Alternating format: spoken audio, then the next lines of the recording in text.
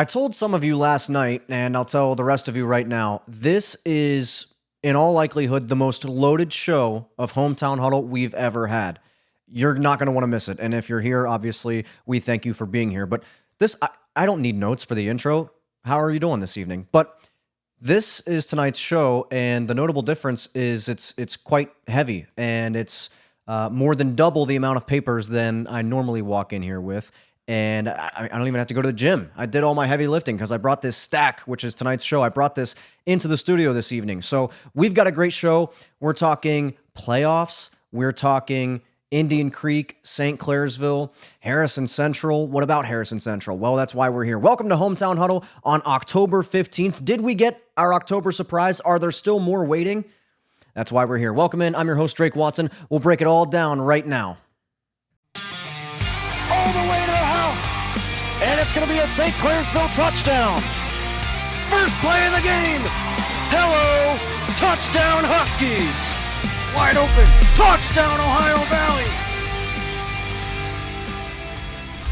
With that, we welcome you into tonight's episode of Hometown Huddle. It is a show tonight that will just be laced with playoff talk all throughout. We are rapidly approaching that time of year, frankly, on both sides of the river, in Ohio as well as West Virginia. So we'll be talking about that a lot, as well as many other things. And I'm glad to have you with us here on Hometown Huddle on the evening of October 15th. Where was I on Friday night? I was not far from home. I was in Red Devil Stadium, high atop the press box there for the matchup between Bloom Carroll and St. Clairsville. Bloom Carroll had made the 45-minute bus ride to Belmont County to face the Red Devils of St. Clairsville, and it was a happy trip back for the Bulldogs because they got the win in Red Devil Stadium, 24-15 over St. Clairsville. Bloom Carroll gets the win, and a few takeaways from this game. It is apparent that, and I'll tell you, this may not be a terminal issue for St. Clairsville, but or a fatal flaw, but it's apparent. The way that they were able to run the football, they would just line up, put two fullbacks in front of the quarterback there, line up and just run the ball down your throat every down, every week. That's not there. That's not there anymore. I should say it's not there right now.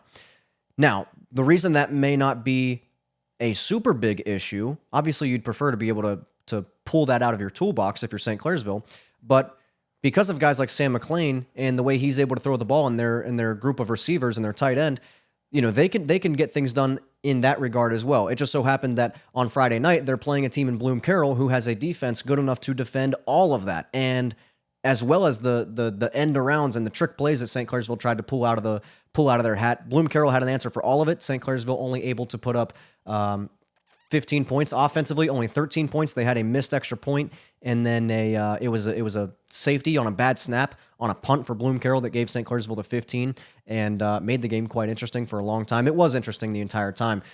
Defensively, St. Clairsville could not stop the run. It was not like Bloom Carroll was ripping off these 80 and 55-yard runs here and there, but it was just enough. Kind of like the Wheeling Park game for St. Clairsville, kind of like the Norwayne game. They just couldn't consistently stop the run of Bloom Carroll. They couldn't stop it consistently enough to put themselves in a good position to try to win this game, and that's what happened. So, once again, final score, Bloom Carroll 24, St. Clairsville 15. All those takeaways I have from this game, I then ask myself, what does that mean moving forward for St. Clairsville? Do you know what is ahead of them right now in 2 days? The Indian Creek game. We've been talking about that game forever on this show, and it's finally here. What does St. Clairsville's inability to run the ball consistently and stop the run consistently, at least right now, what does that mean in the Indian Creek game? St. Clairsville is number 10 in Region 17. They're 5-3 now. They travel to Wintersville to take on 8-0 undefeated Indian Creek, who is sitting at number 5 in Region 15. I can tell you Indian Creek can stop the run. I know Harrison Central put up 28 on Indian Creek. I know Bel Air put up 32 on Indian Creek. They didn't do it by running the football. Indian Creek can stop the run. Well, that doesn't really matter because St. Clairsville can't run the ball anyway. Well, what has Creek potentially struggled with here and there defensively this season? Oh, the pass, right? There's a reason Bel Air put up 32 points. There's a reason There's a reason Harrison Central put up 28 points. Likewise with Beaver Local. So I just got done saying that St. Clairsville not being able to run the ball may not be a giant issue because of their ability to throw the ball with Sam McLean and the group of receivers that he has. So if you're looking for a way for St. Clairsville to win the game, there you go. There you go. It's actually over here. How does St. Clairsville win the game?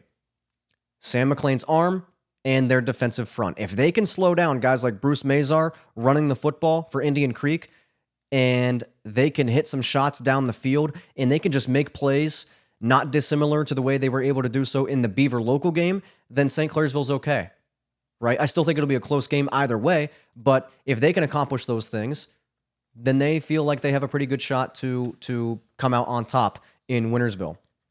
For Indian Creek, what do they need to do to win the game? They have to stop what St. Clairsville's trying to do. They have to stop the pass consistently enough. You're not going to slow it down all evening. McLean and them guys are too good for you to completely shut that down. But they need to stop it consistently enough. And another thing dealing with consistency, much like Bloom Carroll and much like Wheeling Park, if Indian Creek and Bruce Mazar in particular can run the football just efficiently, just consistently, then that's their plan for success. Here's an interesting point on this game. Did you realize, after all those things I just told you, and telling you that St. Clairsville's 5-3, number 10 in their region, Creek is 8-0, the team that we believe to be the best in the Buckeye 8 right now, number 5 in their region, would you believe me if I said a Creek win would be an upset?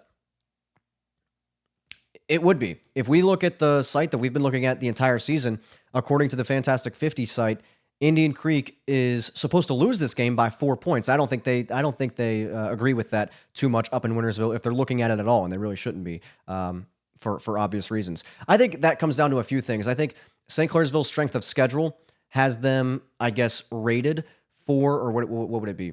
6 points better than Indian Creek. Indian Creek hasn't played a Wheeling Park. They haven't played a Norwayne. They haven't played a Bloom Carroll, right? So that's the reason for St. Clairsville on paper. And in the minds of mathematicians, that's the reason St. Clairsville's favored. But I think in a game like this, all of that goes out the window. We want to talk about playoff implications.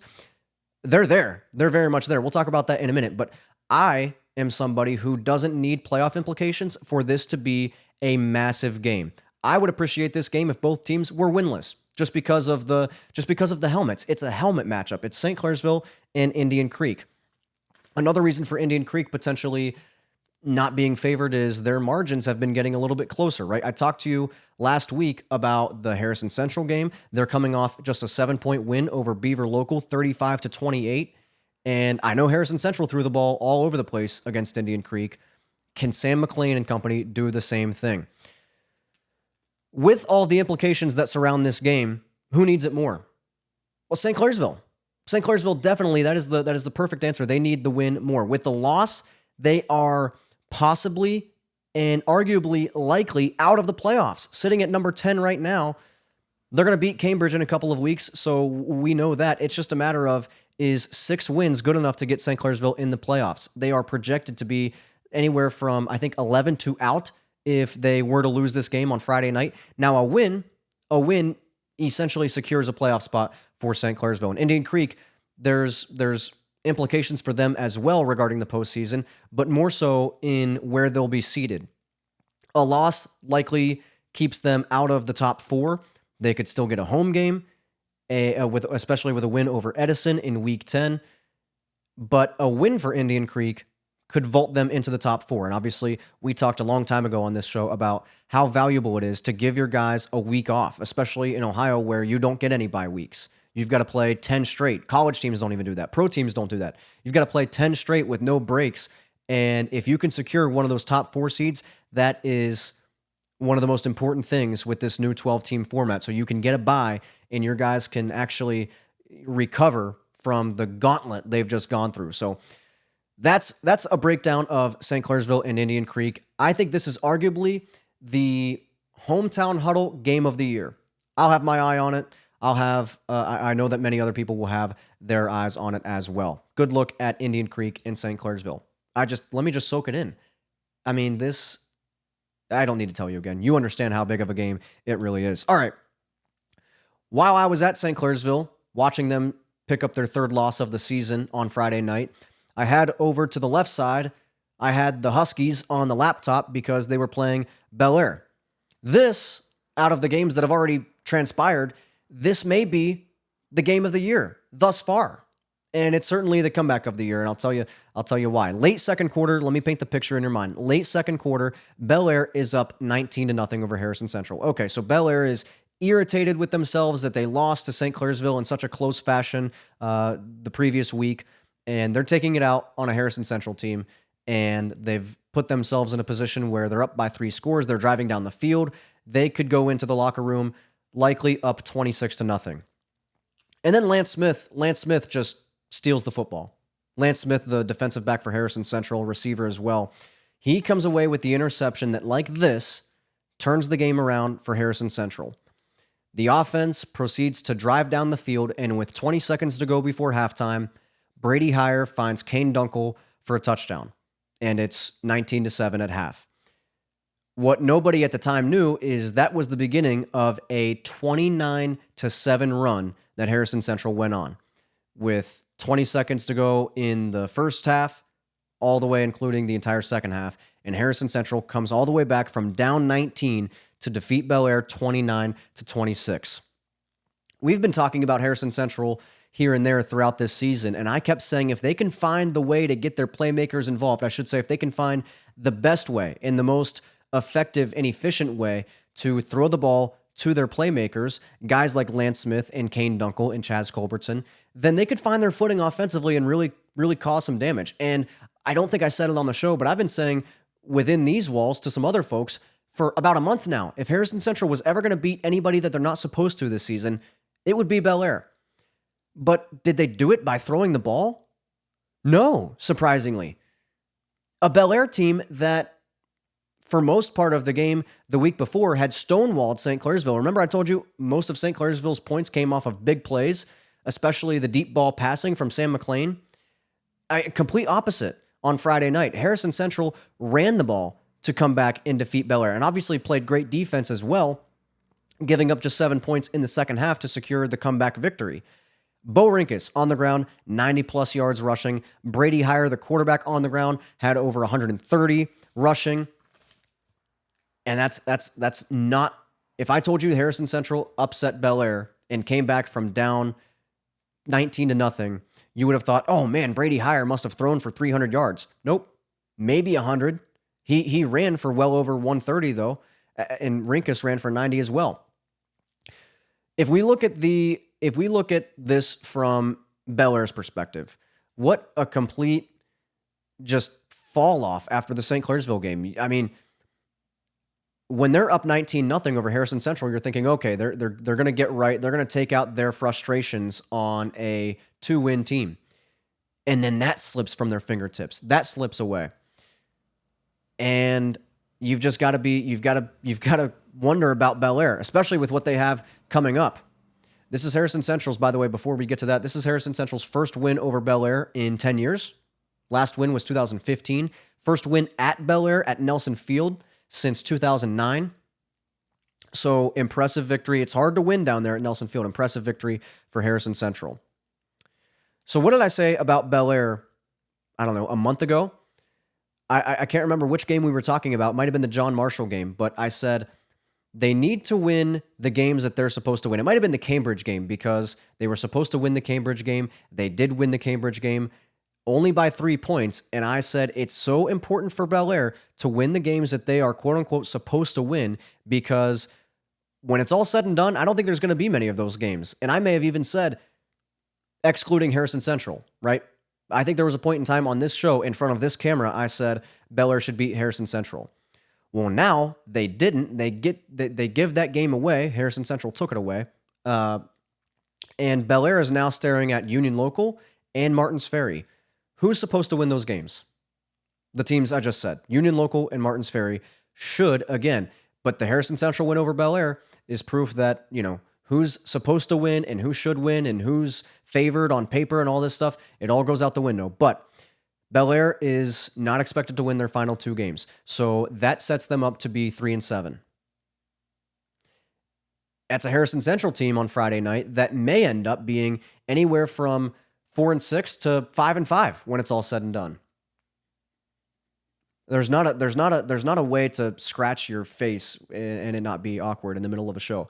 But so I think my main takeaway from all of that is when it's all said and done, we could be looking back on this game and we could be astonished by it, more so by the comeback than the upset. Because I think when it's all said and done, Harrison Central, as I just said, could be anywhere from 4-6 to 5-5. It's not really anywhere from 4-6 to 5-5. It's either 4-6 or 5-5. Bel Air likely going to finish 3-7. So when we look at it at the end of the season, the upset or comeback, and it's definitely the comeback. Harrison Central has Edison up next at Wagner Field. You can tune in. That's in 2 days on Friday night, 7 o'clock. HCTV on YouTube. I'll have the game with Brandon Ludwig. And is that a spot where Harrison Central can potentially, keep this momentum going, or is Edison going to pull the Huskies back down to earth? Who knows? That's why it's such an interesting game. It's an Edison team that throughout the season hasn't looked the way we expected them to, given everybody that they had coming back. And obviously the news about J.D. Henderson is a big part of that. But then you have a game like the Martins Ferry game where they just trounce them. And we'll talk about that a little bit later on tonight's show as well. Everything, it's just such a tangled web. Everything kind of relates back to everything. Harrison's got Buckeye Local in the Vales game. I keep telling you that's that week in particular is going to be big on this show. But if Harrison Central can run the ball anything like how they did on Friday night against Bel Air, there's a path for an upset over Edison. Or if they can throw the ball similar to the way they did against Indian Creek, there's another path for an upset over Edison. And they, I believe, should have their way with a currently 2-win Buckeye Local team. But we'll see. We will see. So that's all about Friday night. Let's talk now about tomorrow night. Let's move ourselves and our focus to the here and now and the present. And let's narrow in our focus on tomorrow evening. Where will I be tomorrow evening? There's nowhere you'd rather be than Wheeling University on Thursday night for the matchup between Martins Ferry and Wheeling Central. How big's the game? What if I told you Martins Ferry essentially needs a win to make the playoffs? Now, this is a good Martins Ferry team. It's a good Wheeling Central team as well. That's why it's such an intriguing matchup. 2 reasons why Martins Ferry needs the win: Expression Prep and Edison, like I just talked about. The Expression Prep win early in the season does not count as a win for Martins Ferry in the eyes of the OHSAA, right? So take away whatever points they would have gotten from that, right? So they are technically sitting right now at 5-2 in that locker room. They've played 7 games. They've played 8 games. They've won 6 of them. But in the eyes of the computer and how the playoffs are going to shake out, they've got 5 wins right now. It's a 4-2 Wheeling Central team. I think without that circumstance, without that situation, let's say they played somebody else. Let's say just Vincent Warren, right? And they get a win. We could be having a much different conversation right now. Either that, or if you take away the just smashing they got by Edison at home, no less, 48-20. Remember that game? If you take that away, this could be a different conversation as well. But nonetheless, it's going to be an incredible game. I think a close game and a game with a lot of playoff implications, particularly for Martins Ferry, because frankly, they are far less set up to make the postseason than Wheeling Central is. Oh, we'll talk about that later as well. But 2 veteran coaches, 2 programs with a tradition of success. Once again, there's nowhere you'd rather be on Thursday night than Wheeling University for Martins Ferry and Wheeling Central, set to have at it at what's it Bishop Schmidt Field, I think. I could be wrong, but I'll find out tomorrow night whenever I'm down there again. Let's take a quick break. I'll come back. We'll talk about the West Virginia State playoff situation. We'll talk about the whole picture as it relates to which teams are sitting where in the current bracket for West Virginia high school football playoffs. That's coming up after this. Hey, quick timeout, little stoppage in the action. I wanted to ask you, are you following the page? Are you liking the videos? Subscribed on YouTube? 5 stars on the podcast format? If not, that's all we ask of you, and we will continue to strive to give you great quality content week in and week out. All we need you to do in return is tap a button on your cell phone or on your laptop or wherever you may be. That helps us out immensely. That helps us deliver great content to you, and there's no strings attached, no expense to you. You hit the button, you go on with your day. That's all we ask of you. We hope you enjoy the content, and with that, back to the show. If you are looking to sponsor this show, if you want your company's logo right down here where my hand is or somewhere along the lines, or if you want me to say your company's name, you want to sponsor a segment, all those details can be accessed by way of one email to drakewatson@harcomedia.com. Another announcement, I keep talking about next week, and last week I talked about 2 weeks from then, so next week. I've been talking about October 22nd and October 23rd. What's on October 22nd? What's the big news? Hometown Huddle. Oh, yeah, that's not really any kind of groundbreaking news. But on that, we will have a sneak peek as to what's coming on October 23rd. What's coming October 23rd? Dirk Harkins, I Got Your Six, People Helping People, the great message that he has to give as far as veterans and people helping people is coming to Harco Media Network, and it is set to release October 23rd. Now I've just put an immense amount of pressure on myself to make sure that we deliver on that promise, but we're going to get it done, and we're going to do a phenomenal job. October 23rd, tune in. I Got Your Six. I'll be joining Dirk for his pilot episode on Harco Media Network. All right, let's talk West Virginia high school football playoffs.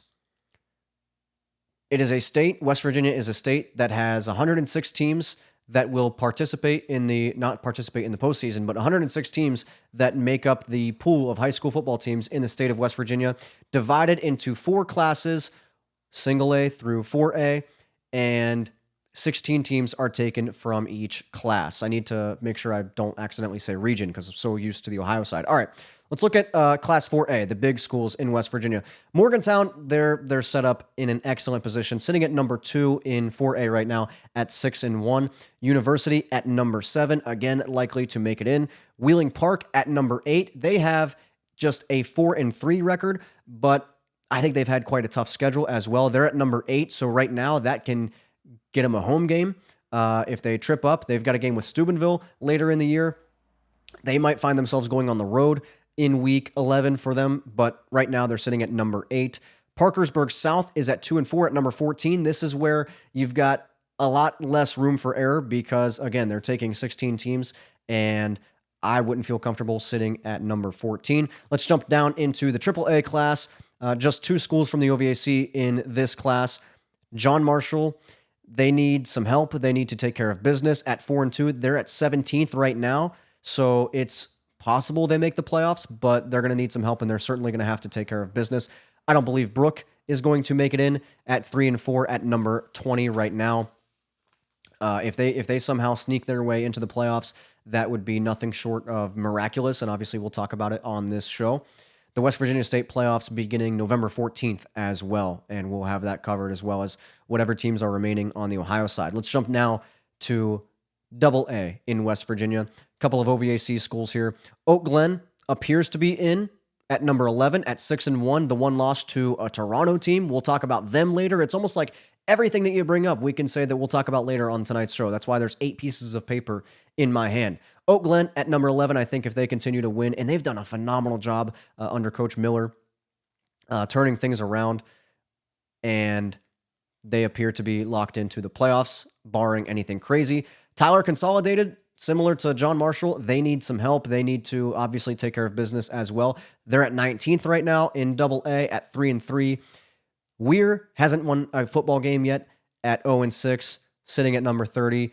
They're out of the playoffs as far as we're concerned. Number 30 out of 32 teams in the AA class. Jumping now to the 26-team single A class in West Virginia. Wheeling Central at number 3. Win or lose tomorrow night, I think they're going to be okay because, what do I say a lot of times?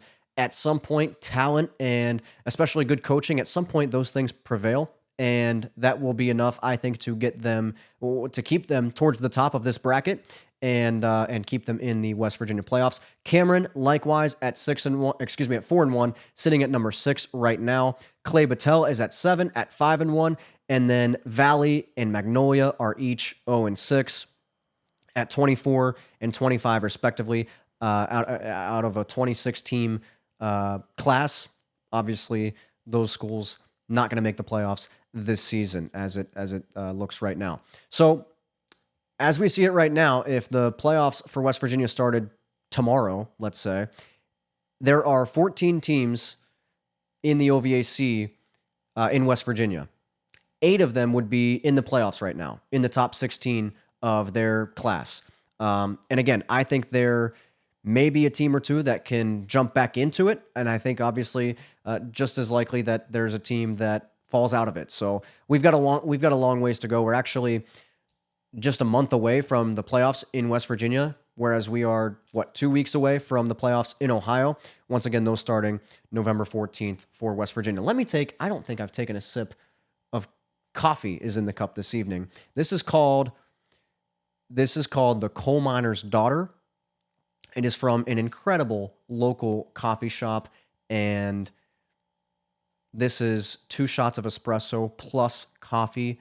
This makes my eyes almost twitch out of my skull, but it's good stuff. Some would say abuse. I don't think so. Look at this. This can't be abuse. I love it too much to abuse it. That being caffeine. Okay. Very pro-caffeine show, as we've mentioned many times. And another thing that we mentioned on this show and have mentioned many times is the Fantastic 50 site by Drew Pasture. Once again, if you're up late at night and you can't fall asleep, if you want to fall asleep, don't go to this site. If you are okay with, if you've accepted, much like me tonight, if you've accepted the fact that you're probably going to see the sunrise, then just look up Fantastic 50, Drew Pasture, and you'll find great stuff. So the line I shouldn't say the line, but the projected margin on the Ridgewood Indian Valley game last week, again, a game that we said was an undefeated versus undefeated showdown in the IVC. Was it shocking that the projected margin was Indian Valley by 31? I wasn't entirely shocked because that site gets pretty accurate this time of year, and that proves to be true because Indian Valley won the game 42-14. So the margin was really close. If this was college or the pros, and you had that kind of model, you'd make a lot of money. But obviously, nothing like that occurring with high school games. Indian Valley in this series now this is an interesting series. They take a 12-6 lead all time over Ridgewood. And they've just won their 4th straight in this matchup. But I'll tell you, they won 4 in a row from 2000 to 2017. I think they played in 2000, 01, and 02, and then they didn't meet again until 2017. But in terms of the series history, Indian Valley took 4 in a row. Then Ridgewood said, we're going to take 4 in a row right back. And they won the game 4 years straight in 2018, 19, 20, and 21. And now Indian Valley has returned the favor, and they've rattled off 4 in a row from 2022 until last Friday. Indian Valley, number 2 in Region 15 at 7-0. They appear to be locked in. Grady, Kinsey, we've talked about them ad nauseum this season. They're going to be fine as far as the playoffs. Ridgewood at number 8 at 7-1 in Region 23. They seem to control their own destiny. If they can take care of business in these last 2 weeks, they should be okay in the playoffs. But speaking of controlling your own destiny, who else controls their own destiny as far as playoffs? None other than the Mustangs of Claymont. This is a story that we've been, or rather a development that we've been following all season long. And that's the improvement of the Claymont football program. They are currently at number 5 in Region 17 at 6-2. Why do we bring them up right now? Oh, I don't know. Ridgewood and Claymont play on Friday night. Now, Ridgewood is favored by 16 points, but again, I think a lot of that goes out the window.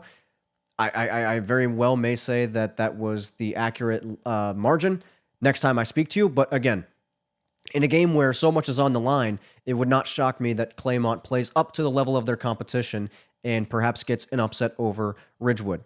Claymont, we've mentioned before, is looking for their second all-time playoff appearance. The only other one in school history that dates back to, I think, the 60s. The only other playoff appearance was 1992. They didn't even appear in the playoffs in 2020 when everybody got in. And of course, there may have been some COVID ramifications there, but it's just one of those just shocking stats that Claymont has not been in the playoffs other than 1992. That's going to change. I think that's going to change this season. They've got Indian Valley in Week 10. We'll likely be at that game next Thursday night, but a win versus Ridgewood would greatly help their chances. If they can, that's the kind of game where we talked about Harrison Central. Where can they win a game that they're not supposed to? If Claymont's going to do that, it's going to be Friday night. I don't think it's going to be next Thursday. I think it's going to be Friday night, should it happen. But here's an interesting piece of the Fantastic 50 site. It's got this, if you go to a team, it's got this depending on their next game section towards the bottom. A Claymont win gives them a 99% chance to be home for their first playoff game. A loss in the Ridgewood game gives them just an 8% chance to have a home playoff game. Now, if they were to lose, there's still a 95% chance that they're in the playoffs. But that's why this game is so big, because not only is Claymont trying to, frankly, make history, but they're trying to do so not dissimilar to how Harrison Central did 2 years ago. Got in the playoffs, a team that's not perennially in the playoffs, and they got 2 home games. Claymont is looking to do a similar thing and not only find themselves back in the playoffs for the first time since the early 90s, but do so at home. And that would be just an incredible thing for that community up there in Yerkesville. Ridgewood, it would be big for them as well if they could get a win. They've got a tough matchup in Week 10 with Garraway, a game that I think has a lot of intrigue to it. If they lose this game, there's just a 65% chance that they're in the playoffs. So it's very big for both teams that they can find a win, and that's where both teams, everything's on the line seemingly. We're going to be keeping an eye on it, and as well as a lot of other games around the Ohio Valley on Friday night. Let's take yet another sip of caffeine here, and then we'll talk about this past weekend. We'll talk about volleyball. Well, let's just talk about it. Let's just talk about OVAC volleyball championships were held at the, is it the Eco Center or the Echo Center? I guess, it looks like Eco Center, not to get off topic here, but then when you break down the acronym, I've got it confused. So yeah, it should be Eco Center because Eco stands for East Central Ohio. So there you go. What are they? It's with GIF and GIF. It's GIF because the G stands for graphic. But anyway, the single A volleyball champion, Conotton Valley Rockets. Congratulations to the folks up in Bowerston. Double A champs, Caldwell. Triple A, Martins Ferry. Beaver Local wins the 4A championship. And Motown, the Mohegans of Morgantown, win the 5A championship in the OVAC. Congratulations to all of those ladies who, put in enough work and worked hard enough all year and got to see that work pay off. And also everybody that was just in the tournament in general worked very hard to get there. And we want to acknowledge those athletes that worked very hard. And once again, congratulate the ones that came out on top. That's a event that is an event that I had an opportunity to do play-by-play for last season, but I was unable to be in town that Saturday. But I have done at the Eco Center the OVAC basketball championships, and if the volleyball championships were anything like the basketball ones, top tier event. And again, the OVAC, we applaud them for creating such an atmosphere and environment for those athletes who work so hard to get to where they were on Saturday, which was just west of St. Clairsville. Okay, let's move along now. I think it is time for a little bit of a. Can I pull this off? We're getting a little wild on this evening's show. All right, I talked about the Ohio playoff picture. What? I didn't? Oh, let's do that now. Let's look at some of the things that are interesting here. I've got every team here. I'll show you this. I've got. I better show you this paper. this is every team plus a few that we talk about. You can't even see it, can you? Every team that we talk about on Hometown Huddle in Ohio and their current playoff situation right now. And that is a lot of rattling off numbers and teams. And frankly, I don't know that you need to know that Zanesville is the 25 seed in Region 11 and they're 0-8. I do think that's intriguing because how does Zanesville not have athletes? I think Philo has them right now. But Steubenville, let's talk about Steubenville. Speaking of Region 11, they went from, frankly, Little Red. Is this disrespectful? They went from Little Red in the first 2 weeks of the season right back to Big Red, as they should be, rattling off 5 straight wins. Great comeback last week as well, and they have found themselves, and they've done it by beating good teams because those 5 wins have been good enough to put them up at number 6 in Region 11. So they're in, they're good to go. Bloom Carroll, we talked about them with the St. Clairsville game. They're at number 8 at 6-2. I don't think it's likely, but there's a way where the bracket falls to where we could see Bloom Carroll and Steubenville in the first round. I would be intrigued to see that, but I don't know that it's likely, but I think that would be an interesting matchup as well. Carrollton is trying to back themselves into the playoffs at number 14 at 3-5. I'm hopeful, but we don't know given what's coming up for the Warriors. And New Philadelphia and Dover are likely out. Those teams are sitting at 16th and 19th, respectively. Again, if this was a year ago, New Philadelphia would be on edge, but they would be in the playoffs as it sits right now. But with the move to a 12-team league, this is not the Buckeye 8, a 12-team playoff format in Ohio. New Philadelphia, I don't think is going to be able to find themselves in the postseason, but we'll see. And again, all these like Valley teams I'm rooting for in the best way possible. Let's move to Region 15. A lot of teams that we talk about. Indian Valley, they're in. Indian Creek, they're in. Philo, I believe, is in. I just mentioned that because I was just astonished at how many of the Muskingum County schools were not in a good situation right now as far as football. And Philo appears to be the team that has got a hold of the success out of the Muskingum County schools. Here's what's interesting about Region 15, though. Beaver Local at 4-4 is at number 12. That means it is so important that they take care of business and continue to do the things that they need to do moving forward to hold on to that playoff spot.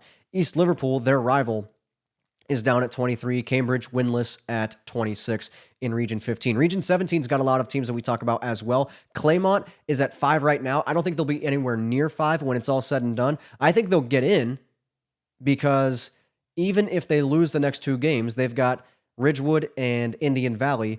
They're expected to lose both of those games. If you do the math, they are still likely going to be in the playoffs. But again, I think their seeding is going to take a good hit. And again, we talked about that Ridgewood game. If they're able to win that game, they could find themselves at home. It is more likely that they lose that game and they find themselves on the road in round 1. But Claymont appears to be in. St. Clairsville, it is going to be about the 153rd time that we've said it all hinges on this Indian Creek game in 2 days. And we essentially led the show with Indian Creek and St. Clairsville and a whole deep dive on that. And that's because it's a huge game. St. Clairsville's at 10th right now in Region 17, and a loss could very easily bump them out of the playoffs, and that would be bad news for the people in St. Clairsville. Edison trying to stay alive in this thing. They are at 5-3. They're sitting at number 11 right now. They need to beat Harrison Central, and they are obviously going to do everything in their power to upset an Indian Creek team that will have either no losses or 1 loss heading into the Route 43 rivalry at the end of the season. Bel Air at 15th. I would make more of that if they didn't have Union Local and Martins Ferry coming up, but frankly, I don't think it's likely for Bel Air. I don't think it's likely for Harrison Central to make the playoffs either. I had a guy on Friday night telling me there's a chance. That guy's an idiot. There is a chance, but I mean, it was like a 1% chance if they win out, and it's not even guaranteed that they will do that. The guy that said that, he knows, I know him, so I can get away with saying some things about him. Good guy when it's all said and done, if I actually wanted to be serious. Let's jump ahead to Region 19. Barnesville, they're going to be in. They've got a big game with Independence coming up on Friday night, a neutral site game at Marietta. I think that's an Independence team that defeated Martins Ferry pretty badly earlier in the season. I just essentially repeated what I just said on last week's show, but big game for Barnesville. Obviously, they've got the Union local game in week 10. Barnesville at 7-1. I think they're in the playoffs. If they can get some help and win these last two games, they could potentially find themselves in that coveted top four of the bracket. Union local, the team that will be playing Barnesville in a couple of weeks for the Milk Jug, is at number 8 at 6-2. If they can beat Bel Air, I think they'll be okay. If they beat Bel Air and stumble against Barnesville, which is probably likely, then I still think Union local is okay. And once again, West Muskingum at 21 at 3-5. So that is more reason to believe that Philo has got a hold of a lot of the talent in Muskingum County. All right, let's go now to Region 23. Fort Fry at 6-1. Who's their only loss? Barnesville. They're at number 4. They're looking to hold on to a top 4 seed. Who's trying to jump into the top 4 in Region 23? Toronto at 7-1. If they can remain undefeated, they have a shot, but Fort Fry is occupying one of those spots right now. Newcomerstown at 5-3. Those 5 wins, impressive, because a 5-3 record is good enough to have them at number 7 in Region 23 right now. Martins Ferry, we talked about how important it is that they win tomorrow night because they're at 11 right now. Should they lose to Wheeling Central, there is a slim chance that they make the playoffs. If they can beat Wheeling Central, there's a good chance they make the playoffs, and it's really as simple as that. Caldwell is also trying to back themselves into it at 13th right now. Shenandoah, Monroe Central appear to be out. Buckeye Trail is definitely out with just 1 win, sitting at number 27 right now. Speaking of 27, let's go to Region 27. Waterford at 6-2. I'm not going to say it, but you know, if you're ever in Beverly or Waterford, if you're anywhere near Fort Fry or Waterford, you know what pizza place to go to. I hope I've done my job there. But they're at number 3 in Region 27 at 6-2. Conotton Valley appears to be in this thing as well at number 4. They've done an incredible job over the last couple of years. And Steubenville Catholic Central is looking to stay in the hunt. They're at number 12 right now. They're looking to hold on to that. If they can do so, they'll be in the playoffs. River trying to back themselves in at 13th. I'm pulling for them, but I don't know how likely it is. Bridgeport, Frontier, and Shadyside all appear to be out. None of that is noteworthy other than Shadyside will have now missed the playoffs for the first time since, I'm going to say like ballpark 2004. I don't know if that's exact, but I know they've made the playoffs the last 20 seasons, and this will be the first one that they will have missed in a long time. Next week, you've got to tune in to Hometown Huddle because we'll be breaking down the insane ramifications of the St. Clairsville Indian Creek game, the Barnesville Independence game, what's the other one? Martins Ferry and Wheeling Central game. We'll be breaking all of that down as well as looking ahead to rivalry week. I'll give you a sneak peek of Dirk's show. I've got your 6, People Helping People. That'll come out on Thursday. A lot's happening in the world of high school sports in the Ohio Valley, and a lot is happening at Harco Media Network as well. So all of that is to say, and then we've got, believe it or not, we've got Ohio high school football playoffs starting the week after that. And then shortly after that, we'll have West Virginia State playoffs starting. So we've got a lot. It's going to be some loaded shows coming up, and we hope to deliver, and we hope you enjoy. We hope you've enjoyed tonight's show. That's all we've got for Hometown Huddle on October 15th. I'm your host, Drake Watson. For everybody at Harco Media, I'm saying thank you for watching, and have a great night.